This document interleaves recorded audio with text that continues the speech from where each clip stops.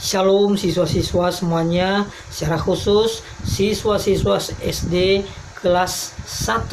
Saat ini Pak Guru akan menyampaikan pengulangan kembali pelajaran-pelajaran kita untuk semester yang genap ini, mulai dari Januari sampai yang bulan ini, sampai saat ini, mulai dari pelajaran 8, pelajaran-pelajaran yang pernah kita pelajari sampai hari ini, sehingga nanti kita bisa memberikan jawaban-jawaban dari soal-soal ujian atau penilaian akhir semester.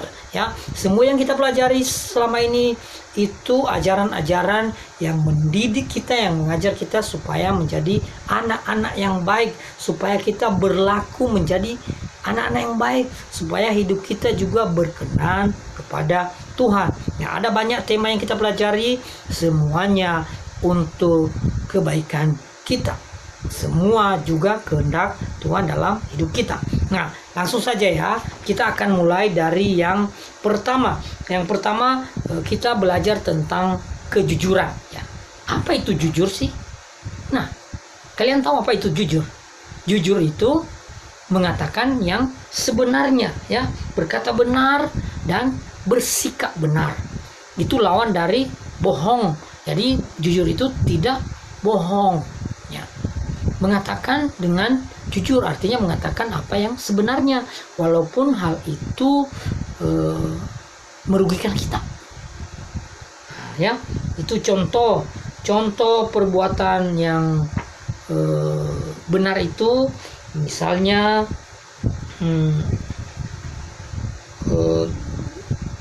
tidak curang, tidak menyontek. Kalau menyontek berarti tidak jujur, ya. Tidak curang itu misalnya harusnya kita kalah, kita tidak mau terima. Nah, yang benar adalah bahwa kalau memang kita kalah, kita jujur, kita mengatakan, kita mengakui kita kalah. Maaf ya. Oke, itu tentang kejujuran, ya. Tuhan senang kepada kita yang berbuat jujur, karena itu sikap kejujuran itu adalah hal yang menyenangkan kita. Lebih-lebih Tuhan senang dengan kita kalau kita hidup dengan jujur, berkata dengan jujur, berlaku benar, berlaku dengan jujur, ya. Kalau kita tidak jujur berarti kita berbohong. Akibatnya kita tidak ya, teman-teman tidak senang sama kita kalau kita berbohong, ya. Orang tidak senang sama kita kalau kita berbohong. Jadi kalau kita berbohong itu tidak disukai oleh Tuhan, dan orang lain juga tidak senang dengan kita. Tapi kalau kita jujur, Tuhan senang, orang lain pun senang dengan kita, ya. Oke, salah satu cara hidup kita, ya, untuk hidup jujur adalah kita terus beribadah kepada Tuhan, dan kita terus mengasihi Tuhan, mengasihi sesama kita, ya. Itu. Kemudian kita belajar pada pelajaran-pelajaran yang lain dengan tema yaitu kasih terhadap anggota keluarga. Ini sudah Pak Guru ajarin, ya, di pelajaran yang ke-9 mungkin, ya. Oke, jadi kita mengasihi seluruh anggota keluarga kita, ya, karena Tuhan telah terlebih dahulu mengasihi kita. Kita pun harus mengasihi, karena itu perintah Tuhan dalam kehidupan kita, ya. Bagaimana cara kita bisa menunjukkan saling mengasihi, ya? Kita hidup bersama-sama dalam satu keluarga, itu mengasihi dalam satu keluarga. Saling menolong, membantu orang tua, menghormati orang tua, ibadah bersama, itu menunjukkan saling mengasihi. Ada di pelajaran yang Pak Guru pernah sampaikan, ya. Oke, perbuatan kasih yang dapat dilakukan dalam keluarga, misalnya menolong, itu tadi, ya, yang Pak Guru sampaikan itu. Nah, dalam Efesus pasal 4 ayat 26 dituliskan bahwa apabila kita marah, ya, namanya di dalam rumah tangga, kadang kita marah kepada teman, kepada kakak, adik, bahkan kepada orang tua. Tapi Alkitab mengatakan kalau kita marah, jangan sampai kita berbuat dosa. Jadi kalau marah jangan sampai memaki. Kalau marah jangan sampai memukul. Kalau marah jangan sampai tidak memaafkan. Harus memaafkan. Dan marah itu harus segera dihentikan. Makanya Tuhan bilang, kalaupun kamu marah, jangan berbuat dosa. Nah, ada contoh 2 orang bersaudara di dalam Alkitab. Namanya Esau dan Yakub. Ya. Esau dan Yakub pernah juga bertengkar. Esau pernah dendam kepada Yakub. Ini anak kembar ya, anak kembar. Esau lebih duluan lahir, baru Yakub. Nanti minta tolong orang tua menjelaskan ya. Jadi ada Esau, ada Yakub. Papanya namanya Ishak, mamanya namanya Ribka. Mama Ribka ini hamil, melahirkan anak namanya Esau dan Yakub.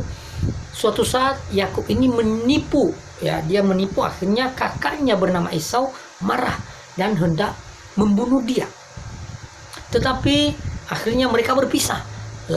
Yakub lari, takut dibunuh. Kemudian suatu saat mereka saling kangen. Sudah lama nggak ketemu, akhirnya Yakub kembali. Tapi tidak terjadi bahwa mereka saling bertengkar. Akhirnya mereka saling berdamai. Itu yang dikehendaki oleh Tuhan. Kalaupun marah, tidak boleh sampai seterusnya. Jangan sampai berdosa. Ini contohnya Esau dan Yakub, mereka berdamai kembali walaupun sebelumnya mereka sempat bertengkar. Ya. Kalau saudara-saudara bertengkar, berarti harus segera berdamai. Itu kehendak Tuhan dalam kehidupan kita. Ya, oke ya. Oke. Kalau kalian tahu siapa orang-orang yang ada di sekitar rumah kita, dalam rumah, ya ada papa, ada mama, ada kakak, ada adik. Itu anggota-anggota dalam keluarga kita.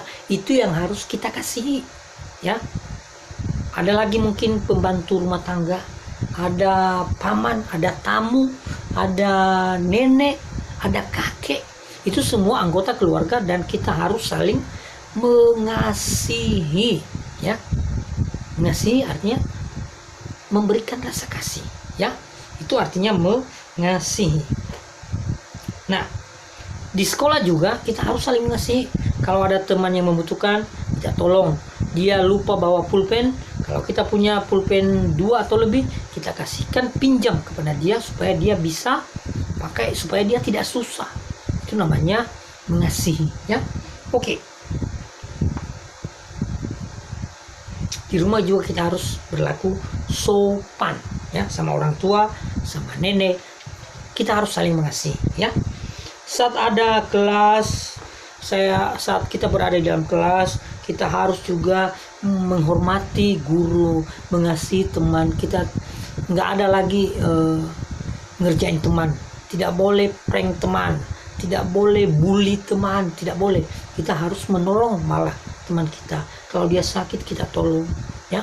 Kita laporkan kepada guru, dibawa ke UKS, ya, kesehatan sekolah, supaya ditemani, diobati, diberikan pertolongan supaya teman kita tidak terlalu menderita, ya. Demikian kita menjadi anak-anak yang mengasihi keluarga dan mengasihi teman-teman kita. Oke. Saat ini kita masuk di dalam flora dan fauna. Flora itu adalah tumbuh-tumbuhan diciptakan Tuhan untuk kita bisa melangsungkan kehidupan. Dan fauna itu adalah binatang-binatang, ya. Flora dan fauna, ya. Flora dan fauna itu berarti ada tumbuh-tumbuhan, ada hewan. Semua itu diciptakan oleh Tuhan untuk menjadi bagian dari hidup kita, supaya kita bisa hidup. Coba kalau nggak ada tumbuh-tumbuhan, bagaimana kita bisa hidup? Tumbuh-tumbuhan juga menjadi makanan. Ada sayur, demikian juga hewan bisa menjadi makanan, bisa menjadi penolong. Sapi bisa dimakan, kerbau untuk membajak sawah. Hewan lain bisa dipergunakan untuk menolong manusia, ya. Kuda untuk menarik delma, ya. Kalau di Lombok namanya cidomo, ya, untuk membantu kita semuanya. Demikian juga tumbuh-tumbuhan sangat berguna. Tuhan ciptakan semua itu untuk menolong kita, dan kita harus merawat dengan baik. Itu cara kita mengucap syukur kepada Tuhan, ya. Kalau kita memang mengasihi Tuhan, kita harus merawat baik-baik. Kita tidak boleh menebang pohon sembarangan. Justru kita harus memelihara hewan-hewan, memelihara tumbuh-tumbuhan, menanam tanaman. Itu yang baik, ya. Kita jangan biarkan hujan, kita jangan biarkan Pak Guru ulangi, kita jangan biarkan kita ini menebang pohon sembarangan. Akhirnya nanti tanahnya itu tidak hijau, kering. Ketika terjadi hujan, ada banjir, ya. Itu. Tapi kalau kita tanam pohon-pohon di kebun, di sawah, semuanya, nanti kalau hujan dia tidak akan banjir seperti separah kalau pohon-pohon tidak ada. Jadi flora dan fauna dipakai Tuhan untuk menolong kita, dan kita memakainya untuk bersyukur kepada Tuhan, untuk kelangsungan hidup kita juga, ya. Salah satu cara kita menikmati kebaikan Tuhan, bersyukur kepada Tuhan, kita juga harus merawat alam, ya. Maksudnya seperti yang Pak Guru tadi, jangan kita membunuh hewan sembarangan. Ada hewan-hewan sekarang dilindungi, artinya tidak boleh berburu hewan. Berburu hewan itu menangkap hewan, kita ambil, kita bunuh sesuka kita. Itu namanya berburu. Nah, itu tidak boleh. Ada burung beo, ada harimau. Kalau kita buru terus, nanti dia punah, tidak ada lagi, dan itu membuat kita jadi susah, ya.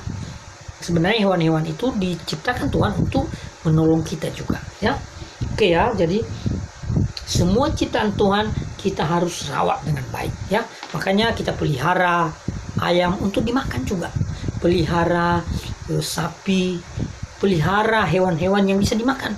Ada juga hewan-hewan kita pelihara untuk menolong kita, dan ada hewan-hewan yang kita pelihara untuk membasmi hama-hama. Misalnya kita pelihara kucing nanti makan tikus, karena tikus dia sering merusak tanaman, merusak pakaian-pakaian di lemari. Nah, nanti tikus yang akan makan nanti kucingnya akan makan tikusnya, yaitu fungsinya kucing, ya. Kucing juga baik kita pelihara, ya. Semuanya untuk kemuliaan Tuhan, ya.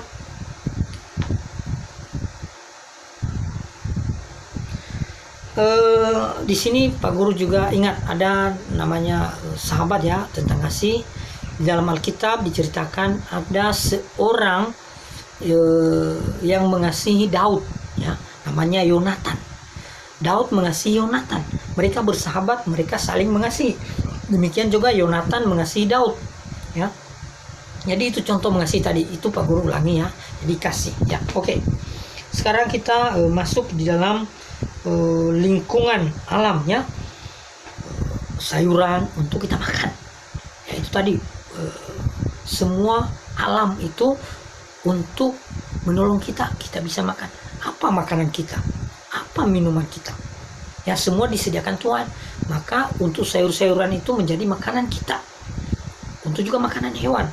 Dan untuk melindungi kita dari panas bumi. Kalau tidak ada tumbuhan, itu cuaca akan sangat panas. Gampang terjadi tanah longsor, banjir, dan sebagainya. Maka kita harus merawatnya. Dengan kita merawatnya, itu membuktikan kita juga mencintai Tuhan, ya. Oke. Kita memelihara alam karena kita mencintai Tuhan. Nah, itu pun perintah Tuhan kepada kita. Sayuran sangat baik untuk kesehatan kita, ya. Sayur-sayur itu untuk membuat kita sehat. Ada banyak vitamin di dalam sayur. Kita memasak dengan baik, dan itu menjadi sumber dari kesehatan dan perlindungan tubuh jasmani kita. Itu semua diberikan oleh Tuhan, ya. Kita jangan membuang sampah dengan sembarangan. Kalau kita buang sampah sembarangan, bisa terjadi banjir. Got-got itu tersumbat, nanti banjir. Nah, itu makanya kita tidak boleh membuang sampah sembarangan, ya.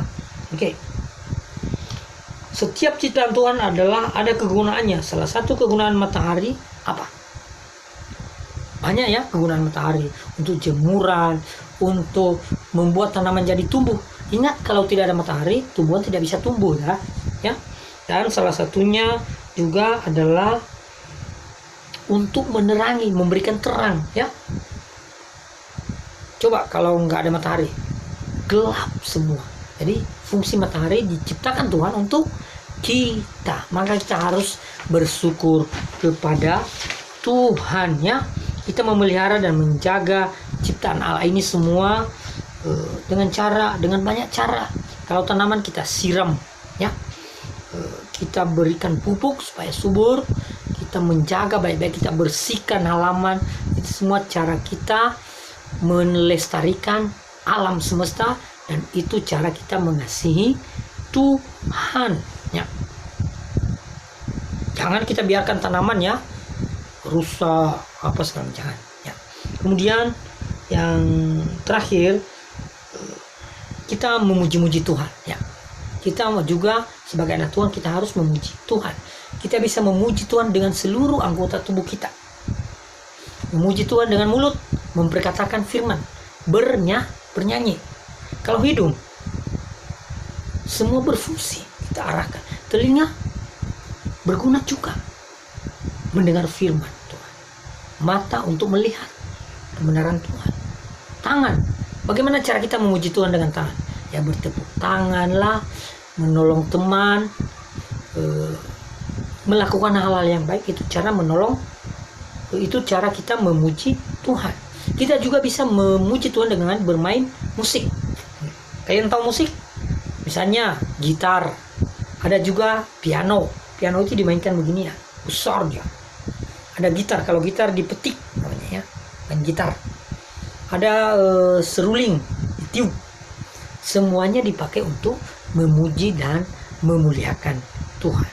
Nah, siswa-siswa, ini pelajaran dan review yang kita ulangi pelajaran-pelajaran kita supaya kita bersiap-siap menghadapi penilaian akhir semester. Nanti minta tolong orang tua untuk menolong kita dalam mengulang kembali pelajaran-pelajaran ini. Tuhan memberkati kita. Amin.